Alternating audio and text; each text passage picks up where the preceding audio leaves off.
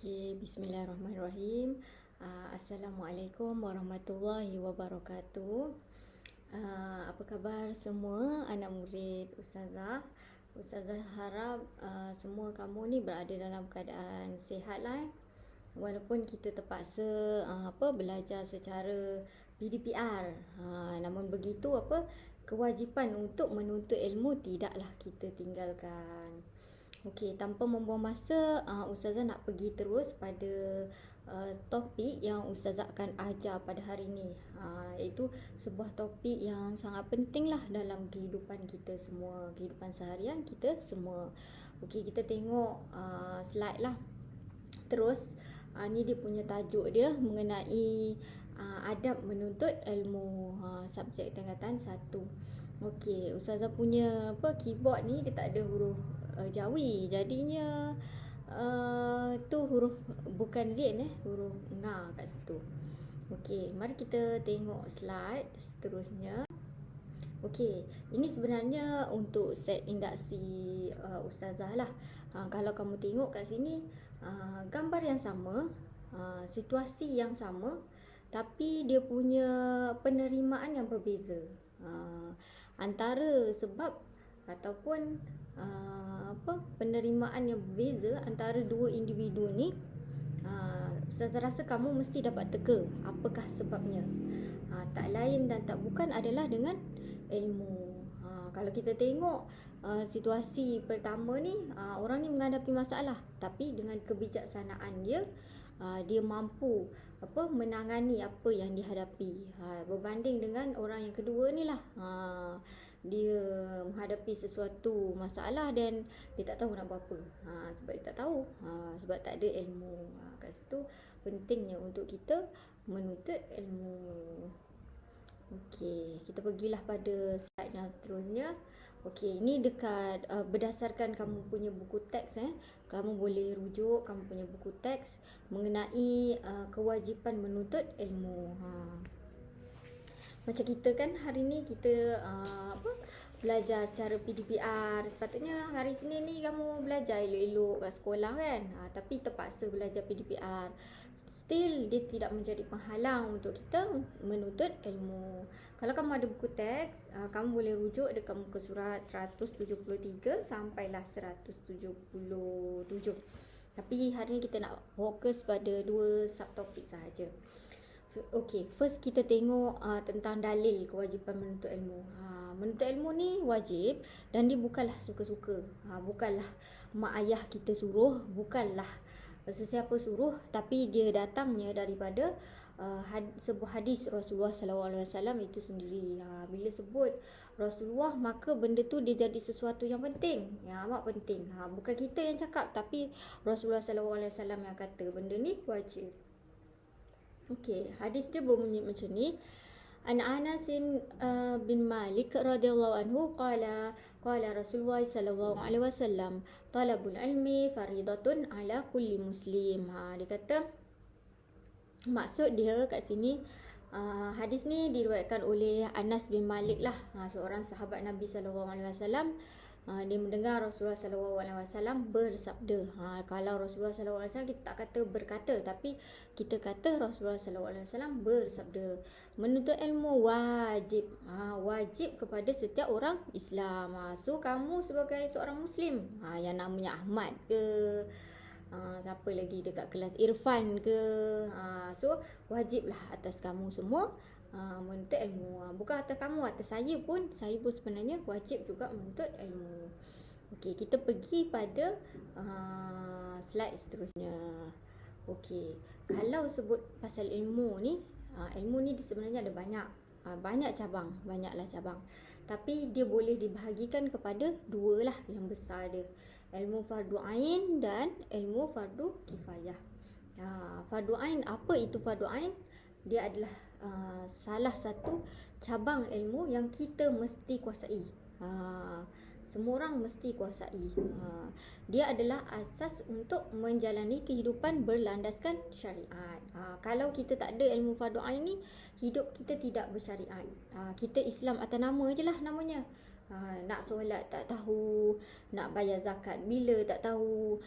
Kan macam kita sekarang bulan Ramadan kan. Bulan Ramadan ni dia ada satu zakat yang kita semua sebagai umat Islam kena tunaikan. Walaupun kamu tak tunaikan, tapi cuba tanya mak ayah. Mesti dia akan bayarkan zakat untuk kamu. Apa nama zakat tu? Boleh tanya mak ayah nanti macam mana. Okey. Itulah dia.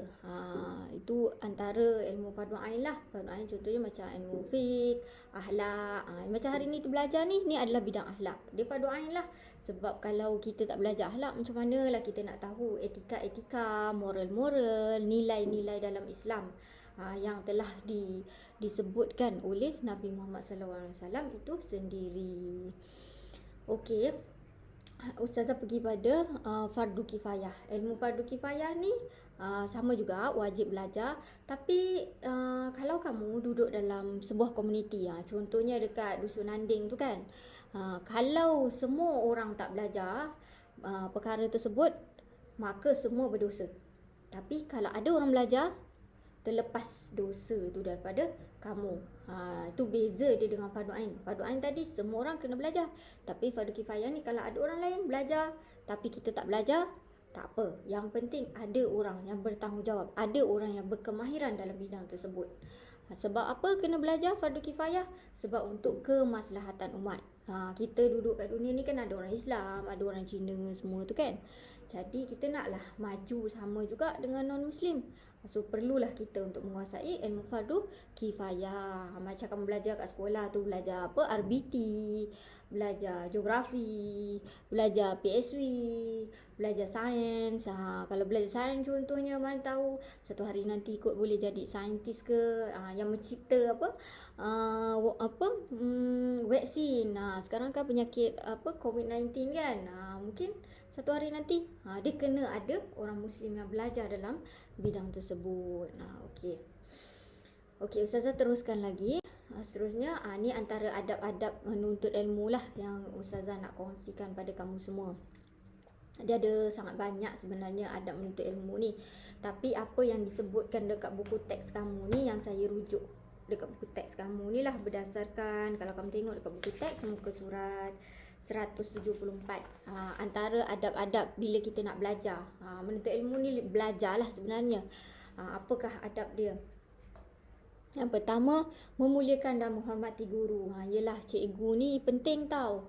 Penting untuk kita semua hormati. Sebab kadang-kadang cikgu ni kadang-kadang dia tak sengaja kan. Mungkin dia terasa hati ke apa. Kadang-kadang benda tu boleh menyebabkan keberkatan kita ditarik. Benda-benda ni kadang-kadang kita dalam Islam ni kita ada setengah benda kita tak pakai logik akal. Tapi benda tu ada. Macam contoh macam dalam exam kan, tiba-tiba macam kenapalah blank sangat kan. Padahal sebelum ni okey je. Mungkin kita kena semak hubungan kita dengan cikgu, hubungan kita dengan guru. Macam waktu belajar tu main-main ke, macam mana ke. Macam itulah. Kena semak. Pentinglah kat situ untuk kita muliakan dan hormati guru. Sebab guru ni dia bukan suka-suka, dia nak mencurahkan ilmu. So ambillah benda yang baik daripada guru tersebut. Okey. Dan guru ni juga dia ada perasaan, dia manusia, dia macam kamu. So kalau kamu contohlah dalam kelas kan, cikgu mengajar kat depan, kamu main kat belakang. Cuba kamu terbalikkan situasi tu. Kamu mengajar kat depan, saya main kat belakang beramai-ramai. Apa perasaan kamu waktu tu? Mestilah sedih kan. Kenapalah macam ni? Gitulah. Sebab kita ni hidup di dunia, dunia ni ibarat roda orang kata. Begitulah dia. Okey, itu baru poin pertama.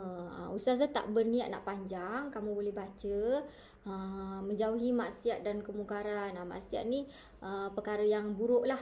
Macam kita, hati kita ni sebenarnya dulu waktu dilahirkan oleh mak kita suci. Ibaratnya macam kalau kita pegang gelas tu kan, gelas yang kosong tu lah, gelas yang kosong. Macam tu lah ibaratnya kalau Ustazah nak analogikan kan. Tapi bila kita buat dosa, dia ada penghalang, dia ada penutup. So bila dekat cawan tu ada penutup, nak masuk sesuatu memang susah. Kalau kita nak masukkan air pun susah.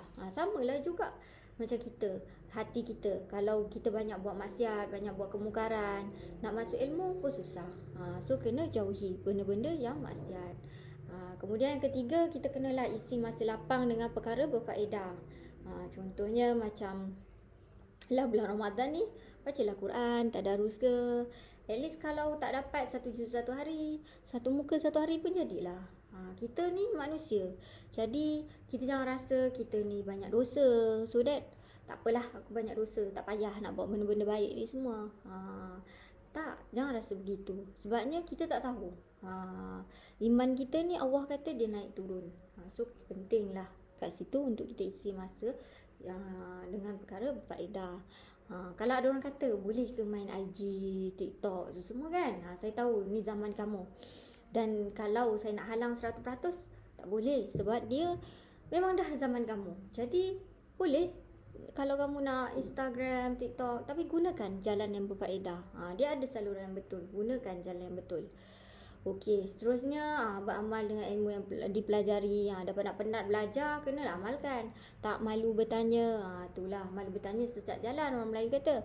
Okey, rajin berusaha, berdoa dan bertawakal pada Allah Subhanahu Wa Taala. Ni lepas kita belajar. Sebab kamu datang sekolah penat-penat kan. Naik bas, ada yang mak hantar, ada yang jalan kaki. Kita semua datang sekolah dengan satu tujuan. Baik ke kamu, nakal ke kamu, macam mana nakal sekalipun, sebenarnya kamu datang sekolah dengan satu tujuan. Saya pasti tujuan tersebut adalah untuk berjaya.